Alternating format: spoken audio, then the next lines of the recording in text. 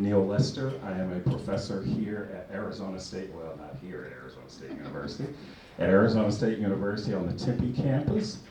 I'm a professor of English, but I started Project Humanities at Arizona State University to bring more people together around humanities, but beyond disciplines, to bring people around humanity. And humanity is not about disciplines, but about how we see each other, how we treat each other, and how we reflect on our roles in the world. So this event is sponsored by Project Humanities, but it's a wonderful partnership with the Arizona Commission for the Deaf and the Hard of Hearing.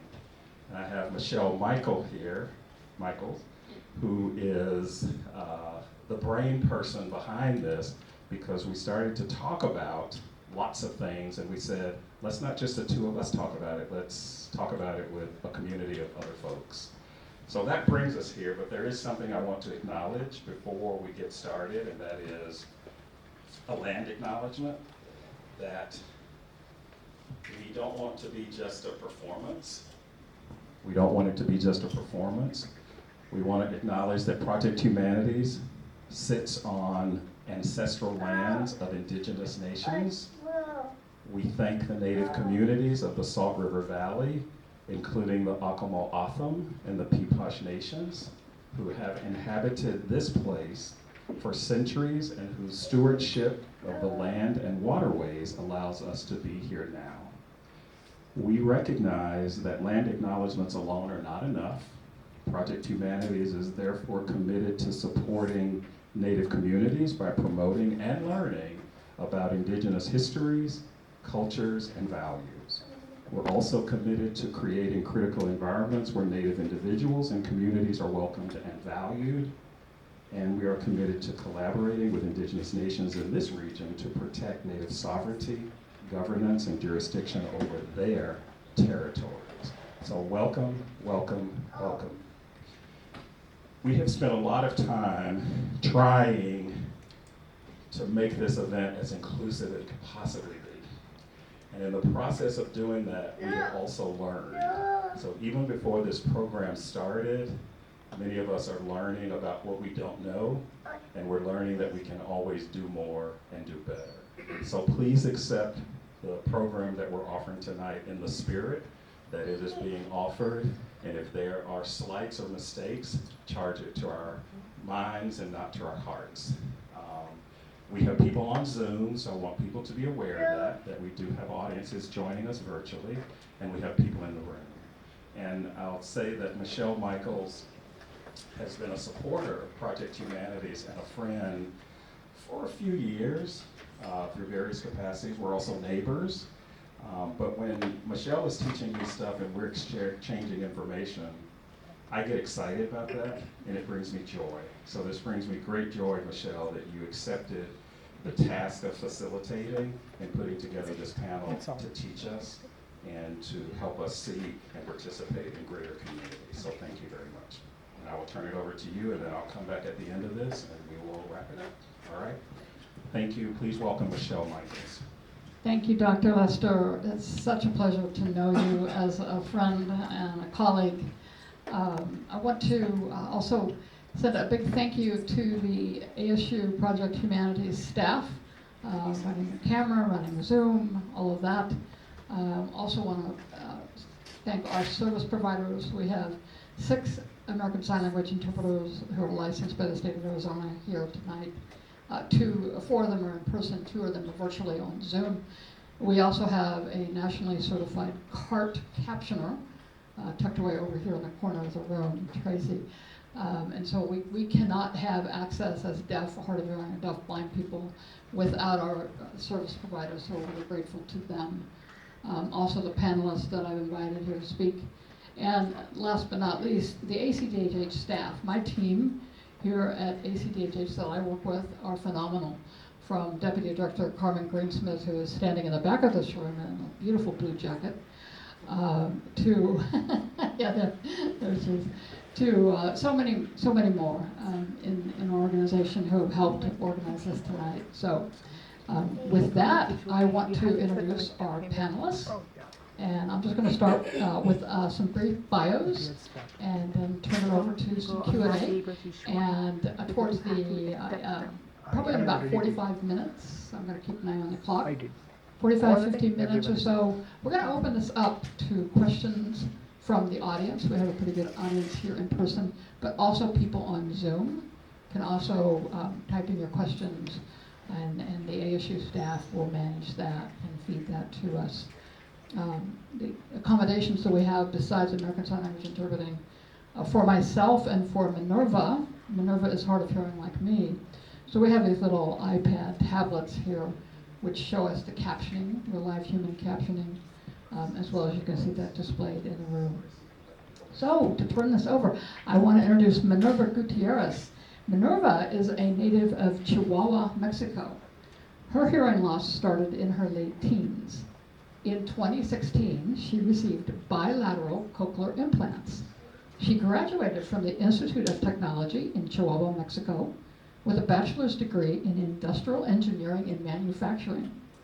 Later, she earned an MBA from the University of Phoenix using CART captioning to understand what was said in the classes. Now, she is a charter member and treasurer of the Audible Talkers Toastmasters group, the first in the nation that offers accommodations during their meetings. Minerva is in the process of becoming a peer mentor for disabled individuals at the local Ability 360 Center. And then next to Minerva, and this is totally a coincidence that we all wore the same color tonight, Lisa Furr. Great minds, right? Lisa Furr is a native of Tucson, Arizona, an old friend of mine as well. She is a deaf lesbian and is married. She earned a Bachelor of Science degree in Business Administration with a minor in Entrepreneurial Studies from Gallaudet University, and holds a master's degree in Organizational Management from the University of Phoenix. Currently, she is a lecturer teaching American Sign Language and Deaf Studies classes at the University of Arizona. She held various positions with the National Association of the Deaf, Arizona Association of the Deaf, Rainbow Alliance of the Deaf, and Deaf Women United, as well as she served as a commissioner on the Arizona Commission for the Deaf and the Hard of Hearing Commission, and participated on the Interpreter Licensure Committee. Oh, I'm glad that Andrew's bio is not going to be as long as Lisa's. Andrew Cohen, sitting next to Lisa, is a co-founder of the DeafBlind Camp of Texas and DeafBlind Retreat of Arizona. Andrew adds to the intersectional experience of what it means to be a deaf-blind man in Arizona, and he'll speak a little bit more as well as to his identities. So, with that said, let me ask the first question to the panel. And again, panel members, speak up whenever you want. Watch each other so we know who's going to speak next. But the first question is, how do you identify yourself?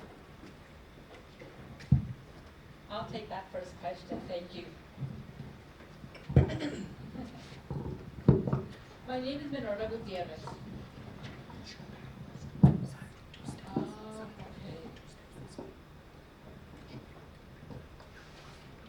Can you hear me now? No.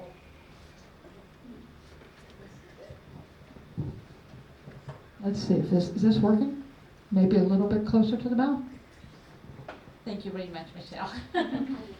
Okay, again, my name is Minerva Gutierrez. I am a Hispanic female in her mid-50s. I have short brown hair, and I'm wearing glasses. They have dark rims. I identify myself as hard of hearing, but in reality, I use 2 cochlear implants that allow me to hear pretty well. But when I take them off, I can't hear anything. It is when I go to sleep or when I am sleeping. I work as a quality manager at Berry Global. This is in the manufacturing field. In my job, I am responsible for the quality of the product, ensure that it meets regulatory, customer, and company requirements. I really, really love my job. Thank you.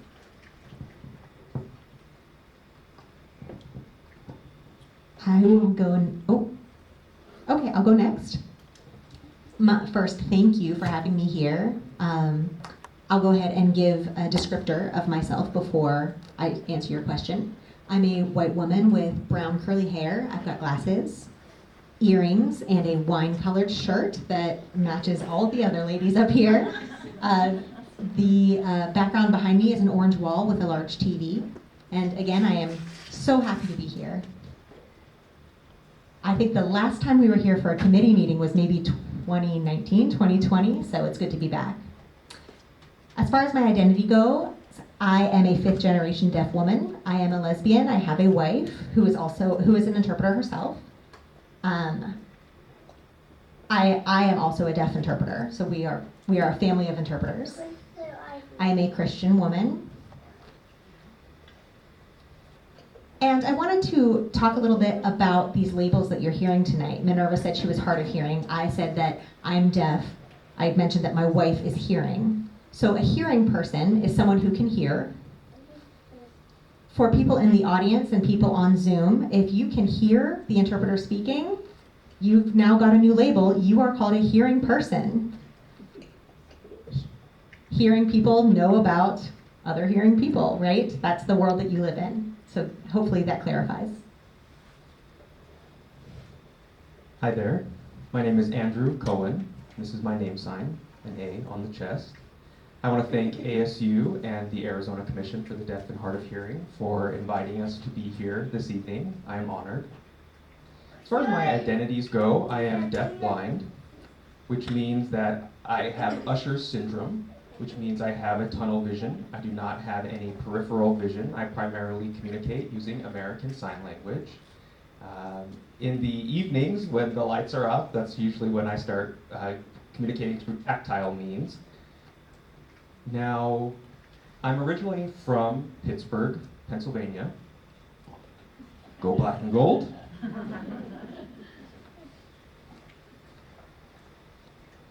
Grew up in Pittsburgh, and then I moved to Maryland to work for the government there. In Maryland is where I met my wife.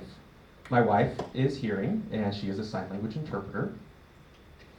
We moved to Texas, or she moved to Texas as I was pursuing her, and we stayed there for 12 years. We again moved to Phoenix, Arizona. When she got up and moved, I followed her here. I think we're here for a while. We've been here for a few years now. I work for the investment firm Vanguard. At Vanguard, I am what's called a technical lead, meaning I lead a group of software engineers. That's what I do for my day job. What else? Oh, I haven't given my descriptor quite yet. I am a white male. Let's see, wearing a black shirt that has the sleeves rolled up. I have a dark beard. I'm wearing a vest that I believe is blue, and this tie is, what, Lisa, is it kind of blue and black? Yeah, okay. All right, thanks to my wife for picking my outfit out for me this evening. She does a great job. And thank you. Next question, I'll turn it over to you, Michelle.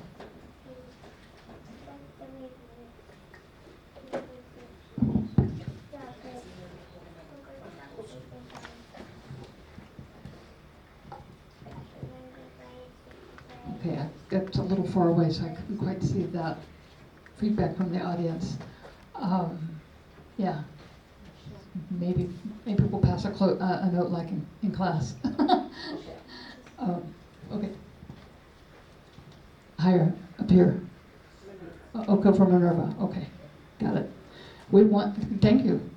Access. It's all about access and finding out where the mics work. Hey, thank you to my panel for reminding me to describe myself.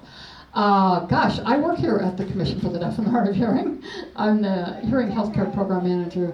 I manage hard of hearing programs and services. I am hard of hearing.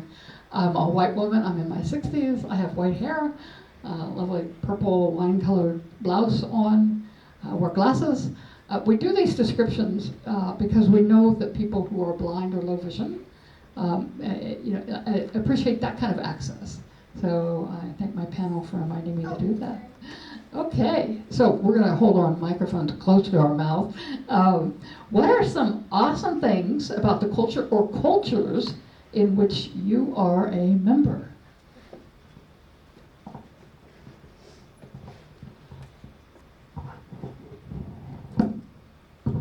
Okay, I'll start. No? Oh! This close? No. How about this? Okay, yeah, I think I'm finding how this microphone works. Closer. Okay, thank you. What are awesome things about my culture? Well, I've had hearing loss since I was a teenager. But in my culture, where I used to live in northern Mexico, everybody spoke very loud and they marked their consonants. That's how the people of Chihuahua are known. Sometimes they say that we're loud, rude, and very talkative people. So for somebody that was hard of hearing, it helped me understand better. But when I moved out of my hometown, I realized that not everybody spoke that loud. And that's when I realized that my hearing loss was greater than what I knew it was. Something else about my culture. Even if I learned that, I knew that I was hard of hearing or that I was losing my hearing, I lived in a place that there's really no natural resources. So everybody has to work outside their homes. There's a statistic that I read that 90% of the females in my hometown had a job outside their home. So for me, as somebody that was disabled, I knew that one way or another, I had to have a job. So I prepared for that. And here I am. Thank you. This is Lisa. Minerva, it's interesting about that your Mexican culture sounds very similar to what people say about deaf culture. We are very direct to the point that people say that we're rude. We can be very expressive, so it's very similar, it seems. Now, as far as my cultures go, the first one that I'd like to talk about is being part of deaf culture. I think that some great things about it are the fact that the language is absolutely beautiful. We communicate with our hands. And depending on how we move our hands can mean a variety of different things. We can even play with words. Like I can spell cat and dog on 2 different hands at the same time.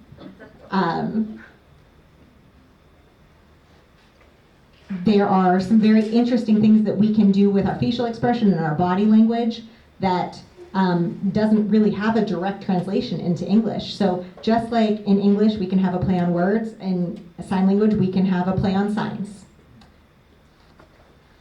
And of course, being deaf is normal to me. I don't see any difference with, say, having a baby and signing with it as it grows up, as opposed to hearing people having a baby and speaking with it as it grows up.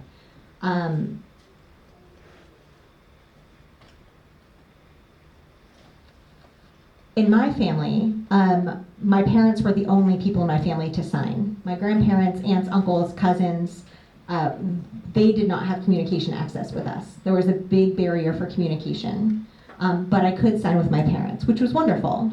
It wasn't until, though, that I got to a deaf school that I was able to communicate with everyone and really thrived in that environment. I graduated from the deaf school and went to college and have been working ever since. I think that a big part of deaf culture is the benefits, or what we call deaf gain, that come from being deaf. We are a collectivist community, a collectivist culture, so we really value the sharing of information and being together as a community. This is Andrew. Now, it's funny that you mentioned a loud culture, you mentioned a blunt culture. As a deaf-blind culture, we got both of you beat because we're tactile. We are right there, we are having direct communication, touching the other person we're communicating with without abandon, and that's our culture. Touch is our language. Now, touch is also a universal language, meaning everyone understands that language. So if you're holding a baby, skin to skin is a very important factor when holding a baby. That's how you build that bond between a parent and a child. And as a deafblind person, that is so natural to me. I'm able to bond with my child in that way. So that is something that is an important part of my culture, and I'm proud to be deafblind. Now, funny enough, I was born deaf, and I didn't realize that I was deafblind until later in life. But touch was always an important part of my life. It was always an important part of my upbringing. I was always a tactile person. And looking back, I was like, oh, I already made these accommodations for myself far in advance, not knowing what the journey would be. So I want to thank the deafblind community for having the space for us as we enter the community. So I'm honored to be part of the community. And this is Lisa speaking. Can I add one more thing? Okay, great. So yeah, Andy brings up a great point. It doesn't matter the fact that he was deaf first and became deafblind later, the fact that Minerva didn't lose her hearing until later, and the fact that even if we use any kind of assistive listening devices like hearing aids, I mean, we actually have a great advantage. For example, if there's an annoying noise or we have a headache after a long day and we don't want to try to figure out what sounds we're hearing, hearing people, you can't take your ears off. You can't filter out those sounds, but we just take off our cochlear implants, take off our hearing aids, and we have the peaceful, lovely world of silence.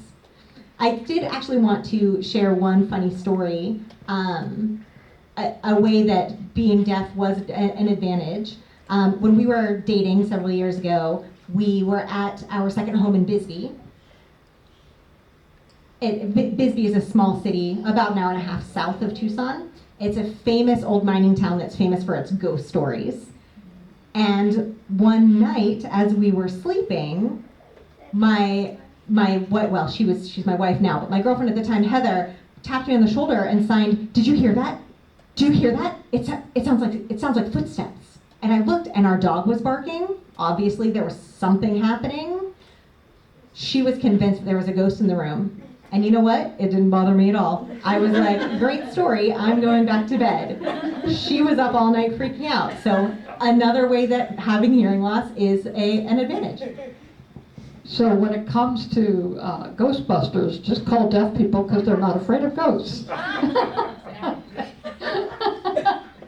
Or call Lisa. Yes, you don't even need the Ghostbusters. You just have the deaf community come save the day. I love it. Well, this panel discussion is part of ASU's Project Humanities, Invisible Disabilities discussion and dispelling the myths of invisible disabilities. When you look at me, when you listen to my voice, you have no idea that I'm virtually deaf in my left ear and that I wear a hearing aid in my right ear until I put people where? To my right. And you don't know, looking at Minerva, that she has 2 cochlear implants. You don't know that Andrew and Lisa are deaf-blind for Andrew. If you see people signing, you might think, oh, that's an interpreter, when actually it's a deaf person. So it is an invisible disability. And with that, there are a lot of myths around what we can and cannot do. I mean, back in the day, Lisa can talk about the lack of deaf education and all of that. So I just want to ask the panelists, what are some of the prevalent myths that you find regarding the community or communities that you represent?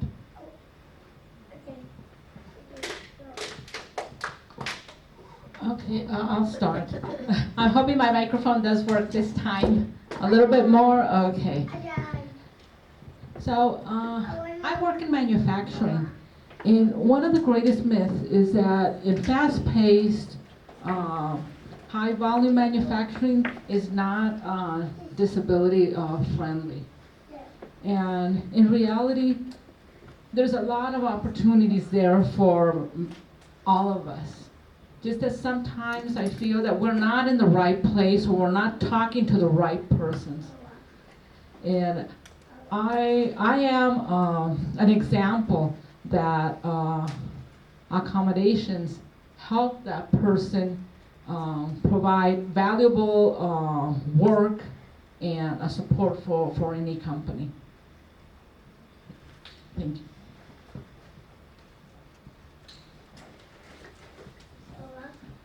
This is Andrew.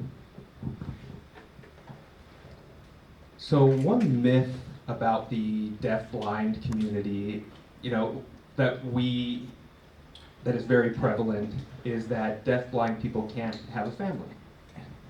You can't be a parent if you are deaf-blind. You can't see, you can't hear, you can't be a parent. And that makes sense. But guess what? Well, there are a few myths I'm about to dispel. First, I am a deaf-blind father of a 2-year-old. I have a 2-year-old, I have a daughter, I have a beautiful daughter. So I know how to procreate as a deaf-blind person. Believe it or not, deaf-blind people are capable of procreation.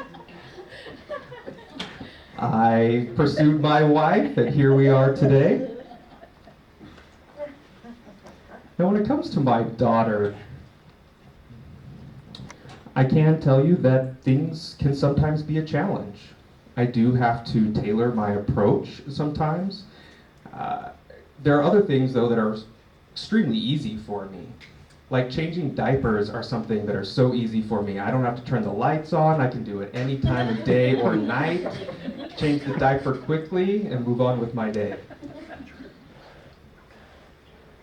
But once my daughter started to learn how to walk, that presented some challenges because she loved to play peekaboo and she loved to hide.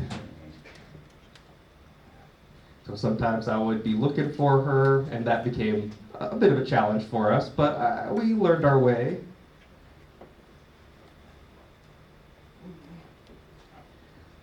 Deafblind people always wonder how deafblind people know when a baby is crying. Well, we of course use technology to accommodate our lives. I have a watch that notifies me when my daughter is crying. And so that way I can, of course, first have to find her and then make sure that everything is okay. Sometimes it can take a while. I'm like, okay, where is she? Where is she? Then I have to get my wife. I'm like, can you help me find her? Sometimes she's in the bathroom. So it happens. But I have a 2-year-old. She's a beautiful girl. I've had no issues so far, knock on wood. It's been 2 years. Things are going well.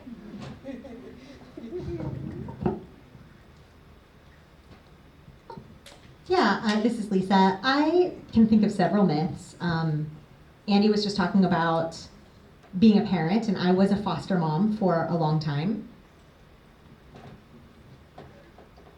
I was also a case manager with Child Protective Services, a case manager with Child Protective Services had some issues with us because not only were we deaf, but we were lesbians as well. And there was concerns about how we would communicate with the children, what kind of influence we would be on the children. And there, of course, wasn't the kind of technology that we have today. The kiddos that we were a foster family to were from Mexico. They were deaf but had speech delays. They had not learned much language at all. And as soon as they came to our home, their language absolutely took off. Those kids ended up being able to speak English, Spanish, and sign in ASL. what we found was oftentimes when service providers or whomever working with our case had to get a hold of us, they would immediately call my wife, who can hear, and not call me directly. We would have to really force them or encourage them to treat me as a contactable person because they just were terrified to communicate with me. We had to make sure that all of our meetings had an interpreter that wasn't my wife. Obviously, my wife was there in a specific role as a foster parent, and she wasn't there to interpret. So we had to really fight those battles to get a professional interpreter into our meetings. And we've seen a lot of myths about deaf people marrying other deaf people and then having more deaf babies. But that, of course, has been proven untrue. 90% of deaf people are born to hearing parents. When my parents were pregnant, people would always ask, do you want a boy or a girl? And of course they said, we just want a healthy baby.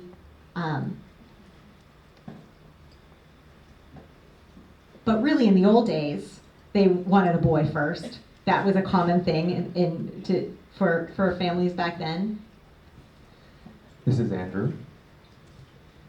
It's funny you mentioned your wife being an interpreter and potentially working in dual roles. I have a similar situation with my wife. People think, oh, your wife is sighted, she can hear, she can start interpreting for you, she can be your sighted guide at night, she can be all of these things for you instead of service providers.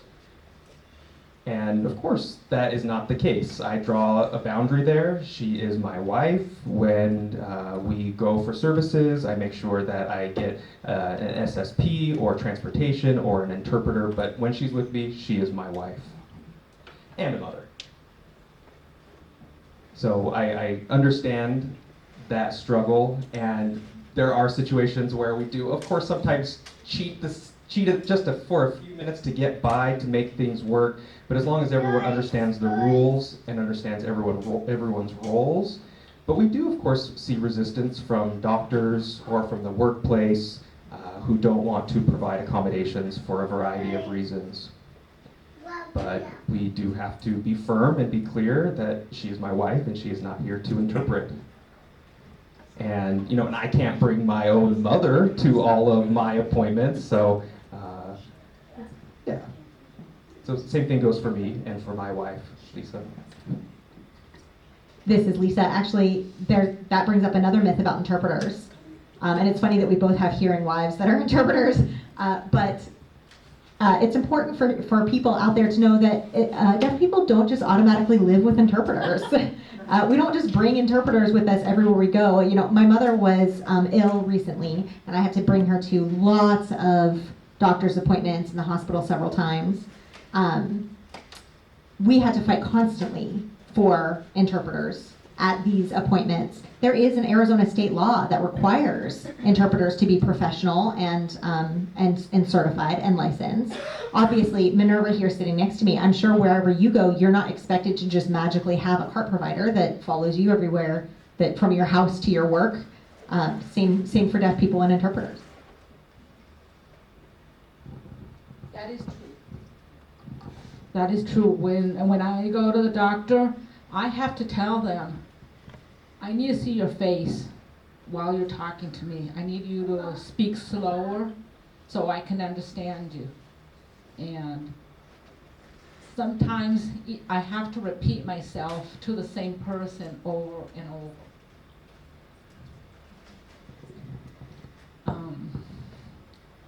At work, I'm lucky that recent technology has been very helpful, especially when we're in meetings or virtual meetings also, that we have access to card or automated captioning services. This is Lisa. It's great that we have that technology. Yeah, it really does help. I depend on my hearing aids. I depend on being able to look at the person and lip read, face read their body language. forget about it, if you're behind me, I'm not going to hear you. So I depend on those things, automatic speech recognition, card providers. I'm fairly fluent in sign language. Oh, somebody's daughter wants to come up and join. And her little girl, she is so cute. That's her. She's mine. You're on Zoom. This may be your first time. You know, why do you... Bring her up. Bring her up.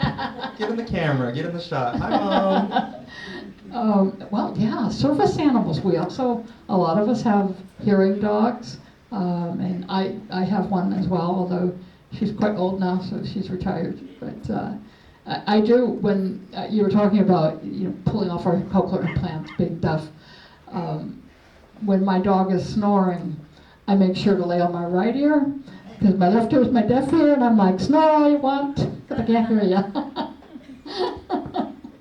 Oh gosh. Anyway, we were talking about some myths. Why do you think these myths about us, our communities, exist, and what do we do to counteract that information other than have one of these meetings every night? This is Andrew. I think this is the perfect segue, perfect opportunity to mention this. Just 2 days ago, we got a report from our daycare, or the school where our daughter goes. And it was an evaluation. It was an assessment of her typical development, looking at her walking, her understanding of instruction. And there was one line there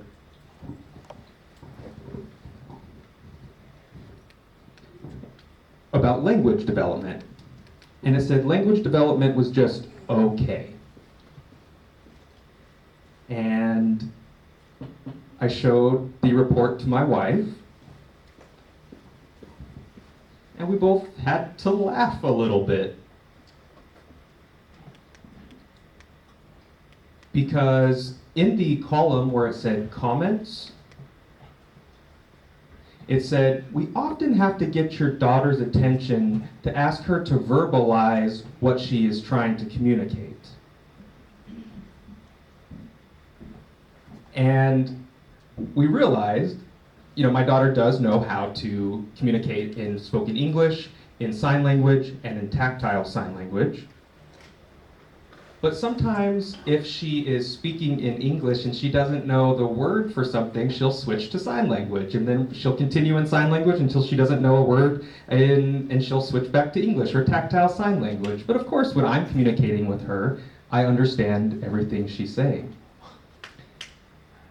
She'll sometimes say the word nana, and I can see her lips moving. And then if I don't understand what she's saying, she'll move on to sign language, and sometimes she doesn't produce the sign correctly, and then she'll just grab my hand and take me to a banana so I can see what she's asking for.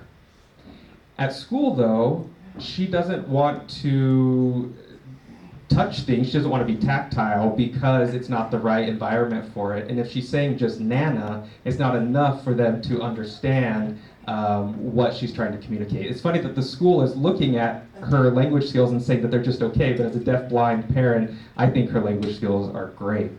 And so there's definitely some myths there that come from perception about what is appropriate and what is standard. As people with disabilities, sometimes we need to change perceptions. We need to tell people that what they think is incorrect and make people see things from a different perspective. And so that really levels the playing field for us as people with disabilities, and I want to make sure I mention that. This is Lisa. I can add something. I think that myths in general, really, it's just ignorance. It's lack of exposure.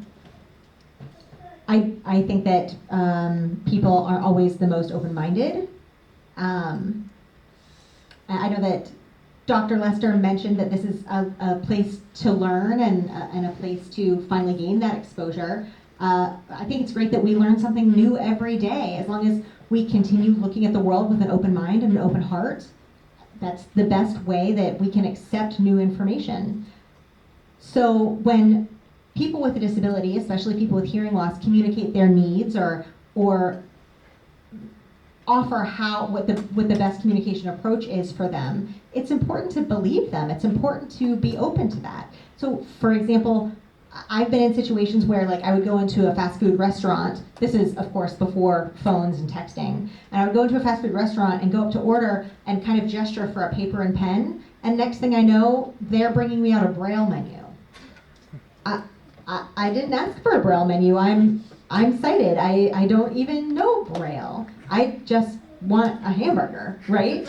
So when assumptions are made about accommodations and people don't believe you when you ask for what you need, that are myths that need to be addressed, right? Now it's easy with technology. We can just type in our phone and show them the phone, but I think that's important to mention. And making sure to not only keep an open mind and an open heart, but also be accepting of people with differences, and again, believe them and follow their lead on what they need. I'd like to add that I also think that the myths persist due to lack of information and exposure.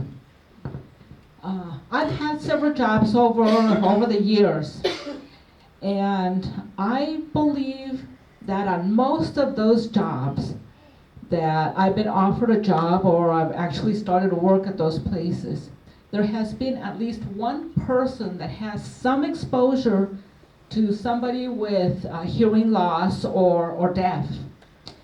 And that was in that group of persons that took a decision to recommend me or for that job. And it's really amazing when somebody understands what a disability is or is exposed to it, how their perception it changes. And what we want is that more people understand and educate themselves about working or being around and giving opportunities to all persons. Excellent point, all of you. The reason I chose the three of you for this panel is because you are leaders in your communities, as I am as well, and as the Arizona Commission for the Deaf and the Hard of Hearing, a small state agency in existence since 1977, serving a population in Arizona with about 7.5 million people, but about 1.1 million of them are hard of hearing, like me and Minerva. So people know people who are hard of hearing. They don't necessarily know somebody who's deaf or deaf-blind because they're smaller populations. But we want people to get to know, yeah, great, thank you. Get to know us a little better. And one of the things we talked about was obviously diversity, equity, inclusion. We've talked about adding this A as a community, adding the A in. So it's not just diversity, equity, inclusion, it's also accessibility. So not just DEI, but DEIA. And we have a question from the audience for Andrew. It's really about accessibility. And they want to know, Andrew, what is the person behind you doing?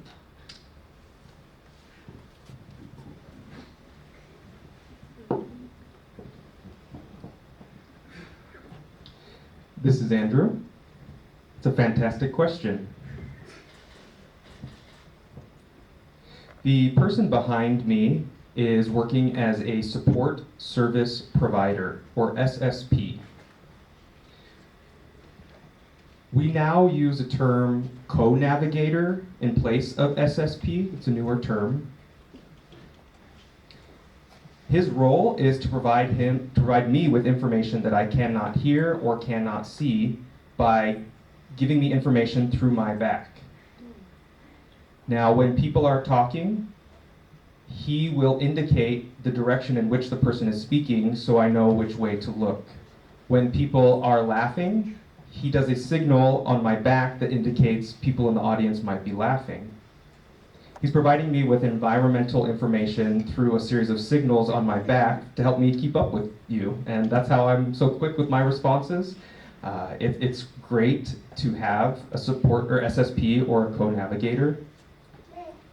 The Commission does offer SSP or co-navigator services to any individual who is deaf-blind or has combined vision and hearing loss in the state of Arizona. So I want to mention that I appreciate ACDHH for providing that.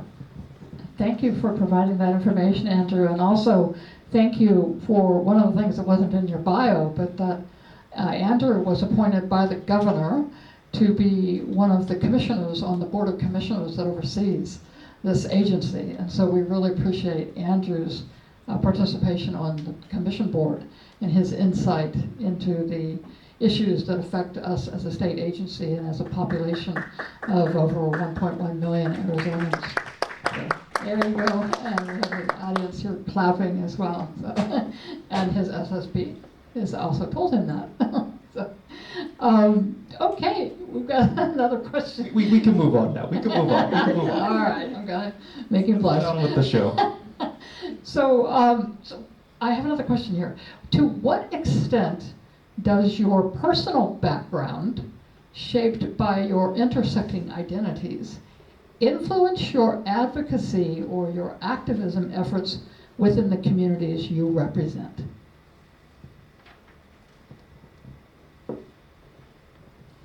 This is Lisa. I can answer that.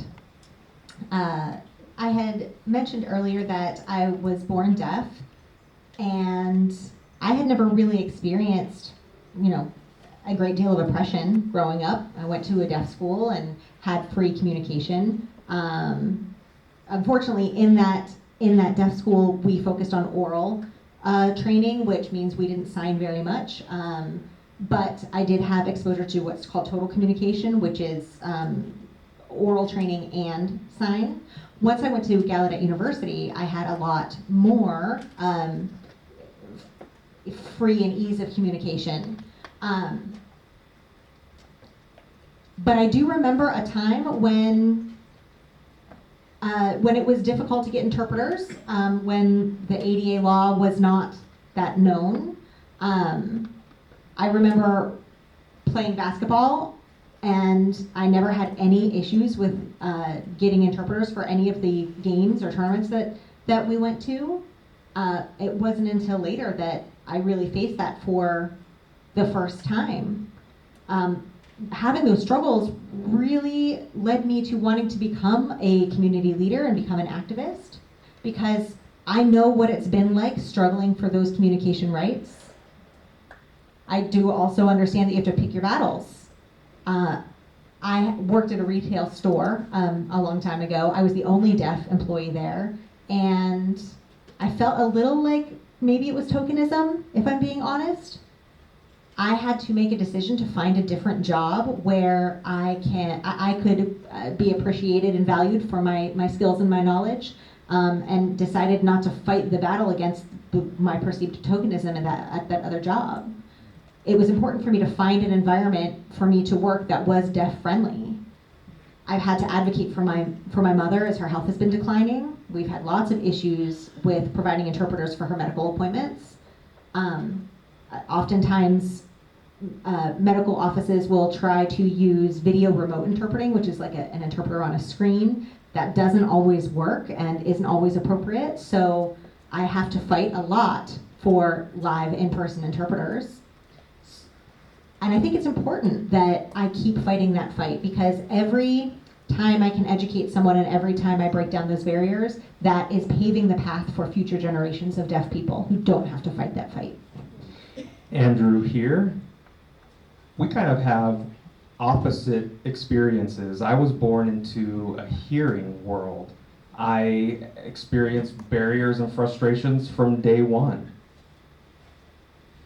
Now, my parents kind of taught me that the world was not made for me.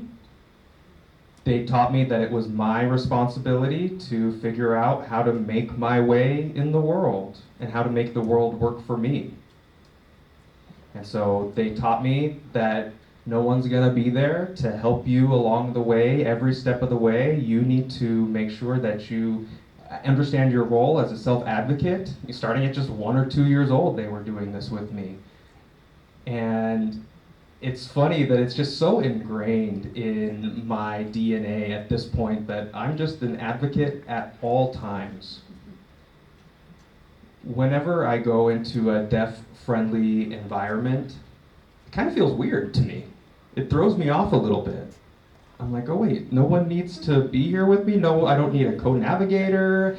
I don't need my wife here with me. You know, that's what I experience in the real world. So it's when I get into a deaf space, I feel comfortable, and it's where I can do what I need to do. And thinking about my job, I'm the only deaf-blind person, and we have no issues. We always figure things out. We communicate. I lead my team with the use of an interpreter. I don't have an SSP or anything. I use technology, and we make it work. So it's kind of funny that Lisa and I have opposite experiences, but I wanted to make sure I mentioned that. This is Lisa. Really, we're blessed to have the technology that we do today that really has provided more opportunities for deaf and deafblind people than we did a generation ago. Absolutely. In my case, while I have been hard of hearing for several years. Can you hear? Oh, yes. The use of assistive listening devices has helped me understand better. And to the point that many persons, when they meet me, they don't see that I am hard of hearing. Rather, until they visually see my hearing aids and now my cochlear implants is when they realize that I have hearing loss. And one of the comments that they make, you do not look like you are have hearing loss. And what I say is because I have at my hands all these devices and technology that helps me. It doesn't mean that it cured me. It has not. It's just something that it helped me heal better. And at any point, I am at risk of missing something.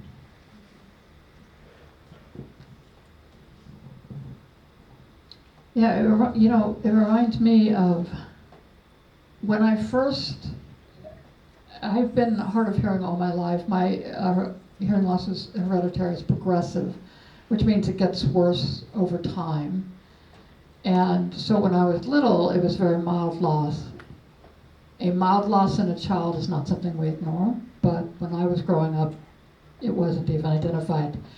And it really wasn't until I joined this state agency in 2007 when the executive director, Sherry Collins, said, I want you to go to the Hearing Loss Association of America National Convention. And I walked in, and there were literally hundreds of people just like me, using microphones, assistive listening devices, saying, what, say that again, getting in each other's faces. And I cried. I got so emotional because I'm like, these are my people. I mean, because we're just not always hanging around each other, right? I go home, nobody's hard of hearing. So it's just really emotional when we finally connect with our communities. Lisa growing up deaf of deaf, Andrew growing up not having that deaf experience. It's just, it's really interesting. So, I guess what I'm wondering is a little bit more about what are some of the challenges or the benefits of having this invisible disability? Like, is there a privilege to it? Is there a disadvantage to it? What do you think about that?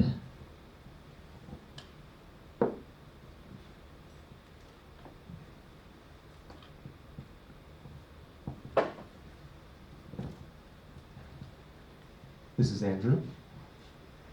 I can tell you one thing for sure.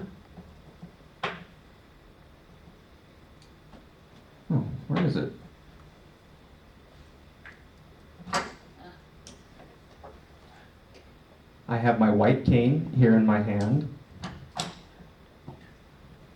When I'm at the airport, or if I'm at the mall, or the grocery store, I always have my white cane extended, and people get out of my way, just like Moses parting the Red Sea. I can make my way through the store, to the airport. People are like, no, go, you're good, go.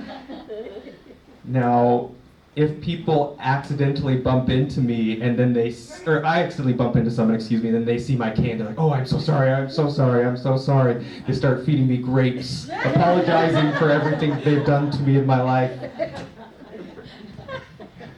So that is definitely one of the privileges I experience, having my white cane. Now, of course, there are some challenges that come with being a person who is deafblind.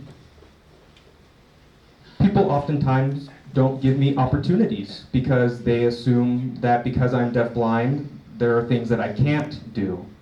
And so it takes some time and convincing sometimes to show people that I am capable of doing things that they think I can't.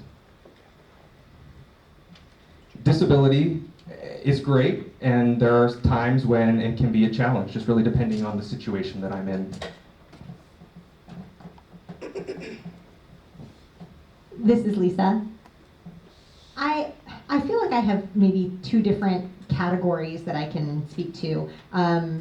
Not only being deaf, but also being in the LGBTQIA community. So a privilege that I have is that I can walk through a crowd and no one has any idea that I'm deaf unless I'm signing, right? There's nothing that identifies me as a deaf person. Another privilege is when you're traveling. You know, if you're in the airport and you want to board the plane early, you guys usually need to pay for it, but deaf people don't need to. They let you on right away. It's made for people with disabilities and senior citizens, military, right? They all get on first. And I don't necessarily have a physical disability, but I'm still considered disabled, so I get to get on the plane early.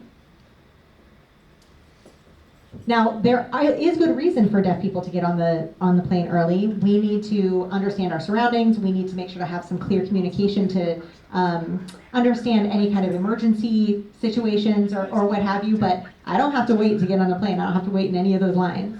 That's definitely a privilege. There are some privileges also with employment, with work. One of the dreams that I've always had is to work with people with vision disabilities. Excuse me, the interpreter error. I would love to see people with those kinds of disabilities at the tops of companies, like as CEOs. You really do have to fight and educate every step along the way to get the accommodations that you need. You have to know the law inside and out. You have to be able to cite it. You have to convince people and fight with people. And it does cause a lot of trauma. So there's always going to be that fight. There's always going to be those barriers. And you have to educate and re-educate over and over and over again. Now, as far as being in the queer community, I can tell you that whenever I was going to Gallaudet, when I was living in Virginia, the DMV area, the DC, Maryland, Virginia area, they had a huge LGBTQ community that was very active. We got together constantly. We had social events, and I mean, it was a very, very active community. When I moved back home to Tucson, though, it really wasn't the same.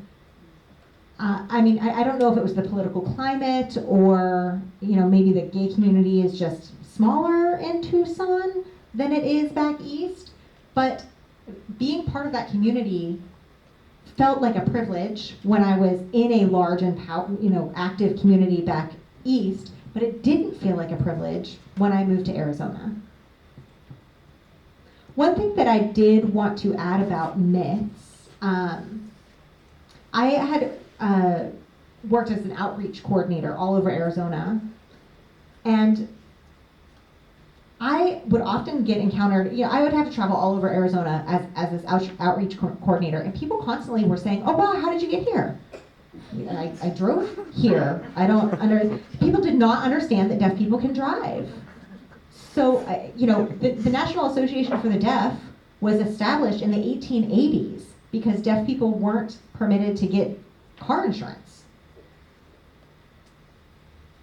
And even without the new technology, deaf people have been better drivers than hearing people statistically. We have excellent peripheral vision.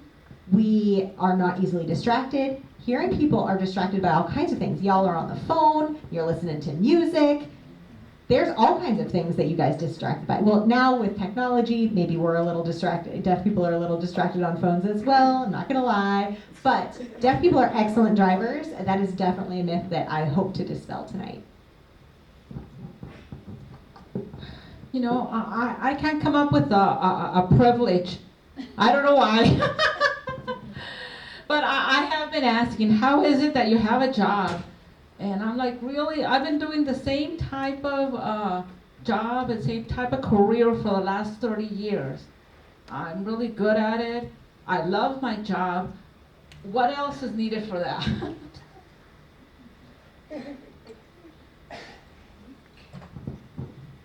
Okay, thank you. I think and I think the main disadvantage for me to be hard of hearing and for the hard of hearing consumers that we serve here at ACDHH is that lack of accessibility. You can do all the DEI you want, but without the accessibility, we're not going to be able to access the world. The built environment is fairly accessible for people who use wheelchairs, mobility devices, although they still encounter barriers. But the communication environment is not there. You know, my team member Christy has scheduled doctor appointments and asked for CART captioning, and come to her doctor's appointment to find an ASL interpreter. So hard of hearing people, I find that people assume we're deaf. We say we need something and they just assume that we need an interpreter. But I don't think you're fluent in sign language. I can express myself better in sign than I can in my receptive skills. So I think for me that's just that constant struggle of asking for accommodations. And like for a drive-through restaurant, I'll just place my order in advance instead of having to go back and forth on that speaker that I can't hear out of. And in America, we drive with the wheels on the left side, right? You drive up to the speaker, it's on my left deaf ear. So I'm like, I can't see your face. I can't, your order is. So I just place the order in advance, which is nice. But those are some challenges. But I do think being able to board on the plane is an advantage. It's really helpful because I need them to know in case of an emergency or something, I need to know that I cannot hear. I can understand what they're saying. We're diverting to this airport, get off at this gate, your gate changed for your change of plane. So they need to know that I have that situation. I need to communicate with me. It's 7:05. We're going till 7:30, and we have a question in the back of in the audience here. So we want to take a question from somebody in the crowd.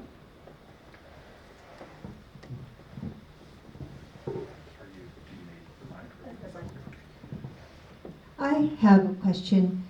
I retired about 3 years ago and looking to go back into the workforce.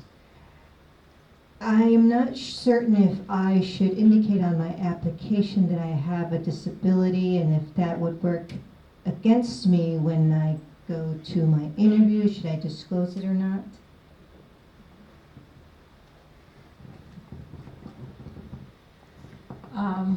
This is Minerva. I would always personally recommend to disclose it, because a lot of us feel that we're hiding something and we can't be ourselves. So when we disclose it, it allows us to be ourselves and show them the real person. Now, there are laws that protect us. I believe Michelle can talk a little bit more about that. Yeah, I am not a lawyer, this is not legal advice, but you do not have to disclose that disability up front. You can choose to. Fortunately, it's kind of a worker job market right now. There's 30 people applying for one opening.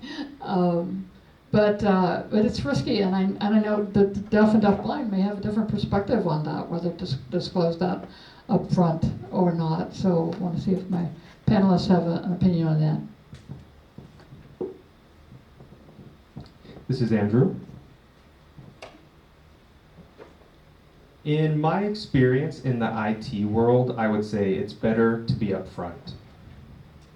That way you can filter out which companies are good, which companies are not. If they don't want you, that's their loss.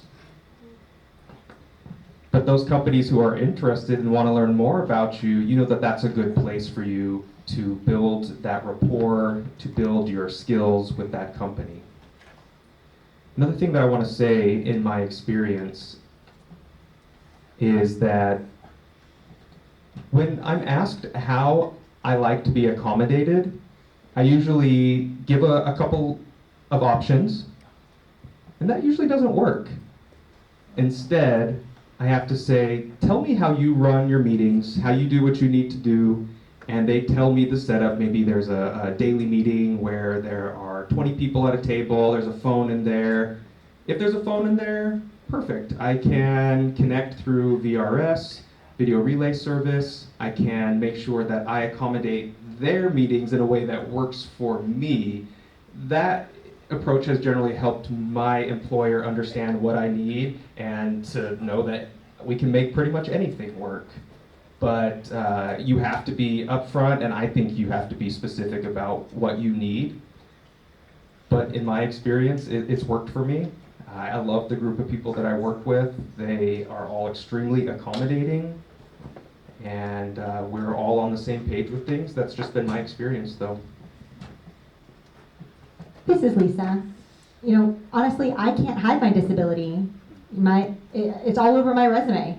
You see deaf school, deaf teacher, ASL teacher. I mean, it's all right there, right? So there's no hiding. Now, I went to a deaf university. I went to Gallaudet. I went to a deaf school. So I really can't hide any of it. I guess I could redact it, but then there would be black lines all over my resume, and nobody wants that. So, when we're having that accommodation discussion, I agree with all of the panelists up here. It really does have to be a collaborative situation. Thank you for that. Do we have any? Yes, we have another question in the audience. Hi, I'm Arizona State House Representative Laura Tarrick. I'm a white woman in her early 40s. I have long red hair, and I'm wearing a black suit tonight. Thank you so much for the opportunity to learn and gain perspective. As a state lawmaker, one of the reasons I wanted to come in here is, are there things we can do from a policy perspective? Of course, funding is always helpful, but outside of that, what would be helpful to the community, and are there opportunities that we can take as lawmakers to educate ourselves further and learn so that when we are crafting policy, we're mindful that it's as inclusive as possible? Thank you, Representative, for that question. Panelists, how would you like to respond to the Arizona State House of Representatives? This is Lisa. I'm happy to respond to that. I'm very glad that you're here. It would be amazing to work towards having equal access everywhere, including communication access. I think it's important to provide whatever accommodations are needed and have some kind of consequence for not providing those accommodations. It is not a deaf person's responsibility to provide those accommodations. It's the business or the hearing person, whoever is providing that service. I think it's important to remember that hearing aids and cochlear implants does not make a person hearing. We should have options. We need options.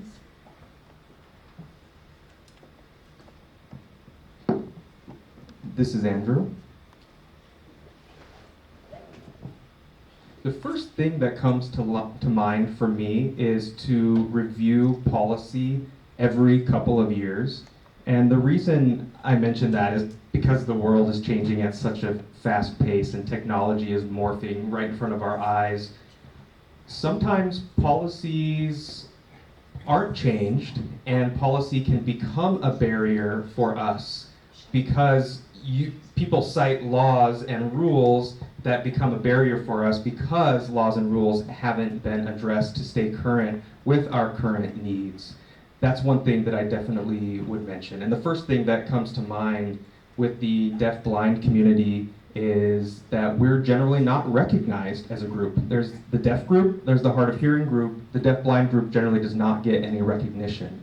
But we have unique needs. We need unique services. Policies and laws generally don't address our needs, which creates more challenges for us as a community. If those policies and laws and rules are reviewed regularly to be inclusive of all individuals and all communities, I think that would be great. That's a recommendation that I have. What happened to I would also like to add, also about disclosing your deafness, like I am deaf. My field is a graphic design field, and I show my portfolio, and they can't tell I'm deaf, but they need to be able to see this, that when they see me, they need to see my skills first. And so when I call through Relay, I don't use through email. I disclose to them first that to the interviewer that I need this accommodation. I said, please give me a chance to show you my portfolio, and once we meet, I can explain. Usually they're good with that. I show them my portfolio, and then they would start asking me questions on how to communicate with me. What do I need? Do I need an interpreter? So I do tend to disclose, but I don't do it the first thing. I want to explain my skills first.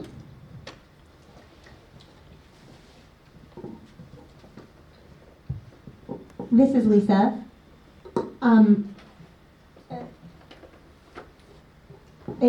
think that somebody had stood up and maybe has another question. I think that they may have overlapped. Please say your name too for the interpreters, please. Yes, good evening, and thank you very much for my invitation to be here. My name is Dr. Laura Metcalf, and I am a candidate for Maricopa County Superintendent of Schools.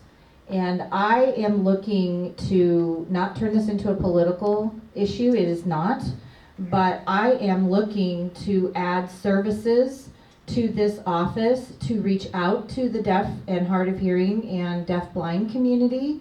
And I am interested in knowing what services that this office may be able to provide this community. This is Lisa speaking. I really appreciate you being here and asking about services that are provided. I think from an educational perspective, the most important thing is that parents need to be educated about the choices between mainstreaming their kids and sending them to a deaf school. And that actually leads to the lawmaker who's here. I think an important thing to recognize is that ASDB, the Arizona State Schools for the Deaf and Blind, need to be kept open. There's been a lot of very complicated issues and some hot button topics about that school. It absolutely needs to be kept open. It's vital for this community. And ACDHH has lots of information and resources that they can provide if you have more questions about either of those issues. This is Andrew signing here. Now, this is an issue in the deaf community, especially when it comes to deaf children. And I could be wrong, but this is how I understand the issue. From birth to 3, if someone is identified as deaf-blind, then that person will be tracked. After the age of 3, that tracking, though, stops, and those children can fall through the cracks. At the age of 21 is when we start to identify the deafblind community members again. But that gap from the ages of 3 to 21 really hurts the community and really leaves community members out.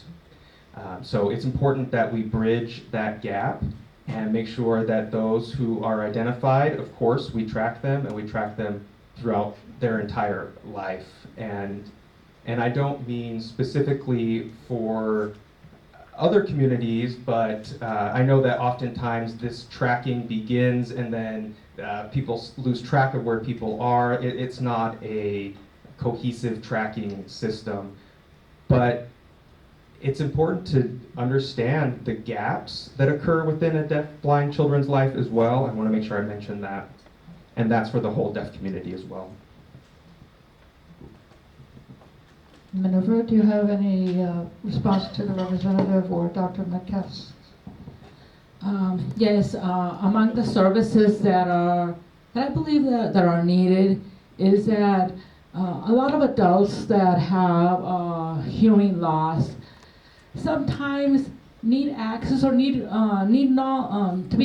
access and knowledge and be educated about the different types of accessibility services and devices that are out there.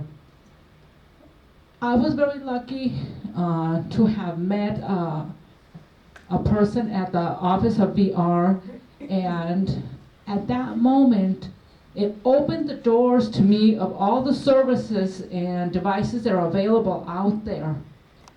My adult life is really split in before that moment and after, because it opened so many doors for me to be able to incorporate me into the hearing world, and many of them have helped me that introduction seamlessly into those environments. Thank you. This is Lisa. I wanted to make one more comment to the representative who is here. It would be great for the state of Arizona to change language in their current laws so that it shows deaf, hard of hearing, and deaf-blind instead of hearing impaired. The United States started that a few years ago. They passed a law.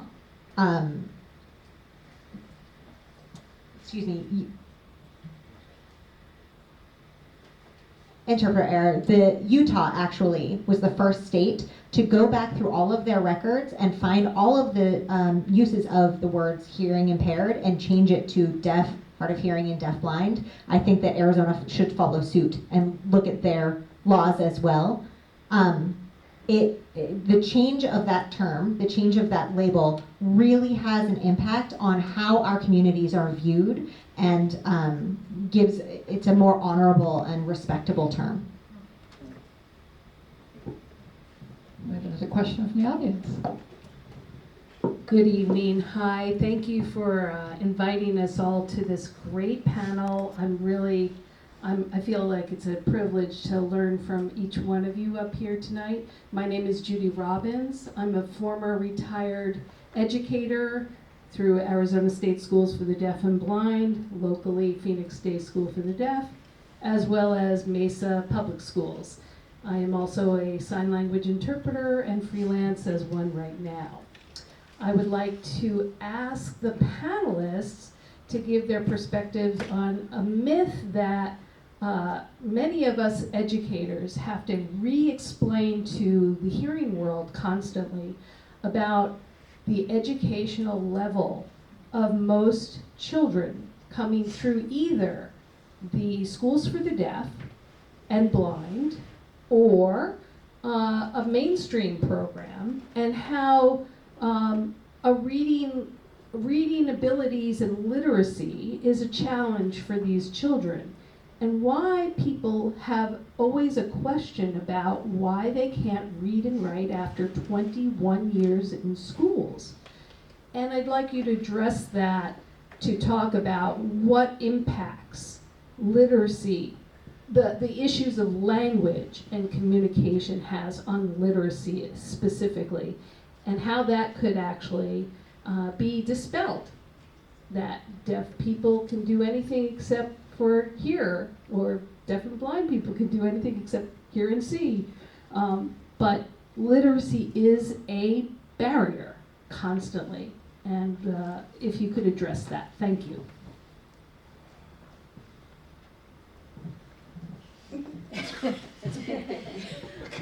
I can't jump in here at the point. This is Lisa. Sure, I can try my best. There are many different educational philosophies and causes for what Judy was just describing. The most prevalent is called language deprivation. Now, parents, many of whom are hearing, who have a child who is deaf, hard of hearing, or deafblind, are not provided with all of the resources that they need. Now, historically, when a baby is born with hearing loss, the first exposure those parents have is the medical view of deafness, that that child is broken, that that child needs fixed, and that that child should learn to be as close to a hearing person as possible, that they should not sign, that they should not sign, that they should learn to try to speak, that they should rely on their listening skills, that they should try to speech read. Now, studies again and again have proven that that is not effective. So it's important to provide not only medical providers, but also parents with all of the resources about looking at their deafness, not only through a medical model, but through a cultural model as well, so that they know that there is a beautiful language and a culture and a community that is ready to welcome that family into the world. Now, deaf schools have had a hard time with funding. The deaf students who go into mainstream are often just pass through and fall through the cracks. There are so many different entities that are involved in the education of a deaf child that it's difficult to finger point at just one. But language deprivation is certainly one of the biggest reasons why deaf students have a hard time with literacy, and the education system doesn't know exactly what to do with them as far as English literacy is concerned. Andrew, did you have, or Minerva, do either of you have something to add? This is Andrew signing. Lisa is absolutely correct. In my experience, people don't know what they don't know. That's normal, right? You have no real reason to learn about deafness or someone who's hard of hearing, maybe until you have a child yourself who is deaf or hard of hearing or deafblind. That's normal. Unfortunately, our system is not prepared to provide families with resources. Parents get the first information from a doctor, and a doctor sometimes might be on their laptop in the room with the parents Googling deafness and just kind of giving them resources that they're finding willy-nilly on the internet. And that's also normal. You can't blame them for not knowing what they don't know. And it's impossible for a doctor or a provider to know everything. And that's why it's important for us to use technology to help us fill in those gaps. And that helps families realize that resources are out there. One thing that I'm keeping a close eye on is artificial intelligence. It's going to change everything that we do. And oftentimes I have an AI thing who's like, hey, by the way, did you know? By the way, did you know? And it gives me these alerts all day. AI is changing everything. I can't even imagine what things are going to look like in 3 or 10 years from now. I think everyone's life is going to see a serious improvement, people with disabilities and people without disabilities. So, yeah, we're going to see how things go. This is Lisa. Can I add something? I think that the early intervention program is of utmost importance. When a hospital detects hearing loss in a child, they should be the very first phone call to come and meet with the parents and immediately become their mentors.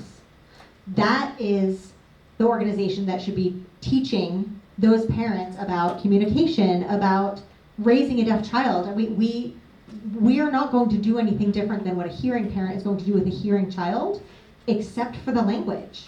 We have to remember to make eye contact. We have to remember to make our world more visual. If it's a deafblind child, we have to learn how to use tactile signing.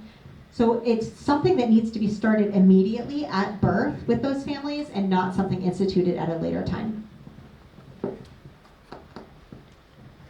So we've got just a few more minutes here for this actual panel presentation.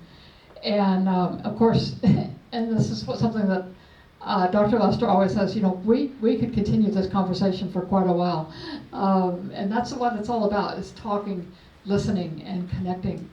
I do want to just give us a couple minutes just to kind of sum up just that one last thing that you want the public to know about you and the communities that you represent. So this is Minerva. For me, I want the public to know that accommodations matter. They make a difference for the person and for their community and the persons that are around them. Thank you. This is Lisa. I think my last comment is that we are human. Remove the labels and see us as human beings. We can do everything you can do. We should care about each other. We are a community together. We need to work together. Yeah. Andrew signing here. Thinking about the holidays, we are all snowflakes. We are all unique. We are all individual. Meeting me as one deafblind person doesn't mean that I'm going to be like every deafblind person that you meet. That's one thing that I want you to keep in mind, is to not jump to conclusions. Just understand that everyone that you'll meet will be a little bit different. Well, just a big shout out and thank you to the panelists for participating tonight, each as private citizens. Lisa driving up here from Tucson, I really appreciate that. And again, all the tech support from ASU. Dr. Lester, did you have any last statements that you want to share with us tonight? Well, certainly nothing profound except a thank you to every single person who has come out to be part of this conversation. And I'm reminded that we have this hand over here behind Andrew, and it's a hand of many people moving in a direction. And our little tagline for that is talking, listening, connecting, and we can talk in different ways, we can listen in different ways, but ultimately I hope that the talking and listening that we do allows people to connect. But that hand means separate as the fingers, yet one as the hand. And this could not happen without all of these folks coming together. The people from the Arizona Commission, the panelists, the interpreters, the cart person, the videographer, the people who are there on Zoom, and you being here. Project Humanities has been doing this work, and not everybody seems to be excited about it, but we're willing to go into spaces where people don't go into, but I think part of that means that we have to know people who remind us that this is work that we all need to be engaged in. So I am so overjoyed by the learning that has taken place, and you also made it fun. You have made it fun. Sometimes hard topics, people just think that they leave, and but I just feel so enlightened by this conversation, and it was joyful. So thank you for letting us know that we can learn and be joyful and challenge us to do more so that we can all be more. So I can't thank you enough, Michelle, and your whole team of people here for welcoming us into your space in order for us to talk to listen, and to connect. And you know, if you're on the social media stuff, do all that stuff. Michelle is continually holding me accountable. Find people who will hold you accountable so that we can all do better to be more inclusive and more accessible for everybody. So beyond DEI, make it all about accessibility too. So thank you, thank you, thank you. There is a feedback form, so make sure that our panelists and our interpreters are also get an opportunity to do that, because we do learn from your feedback. So thank the people on Zoom, Christy, Ricky, and all those folks who have been part of this, and the wonderful leader in blue. Thank you so much, and thank you for your grace as we were trying to move through this with as much ease as we could. So thank you, thank you, thank you. And as you're leaving tonight, as you leave tonight, remember it is dark outside. I don't think it's raining, but do leave together at least in pairs. Bring your little flashlights and make sure you're safe. Well, and one more thing. You know, we talk about resources because people always want to know, what are we going to do when we leave here? But there is a wall full of resources. Please take those resources and share those resources with other people who are not here. And we will be sharing some more resources to those who registered, but also you can then share those with those who should have been here, but for whatever reason could not. So thank you, thank you, thank you.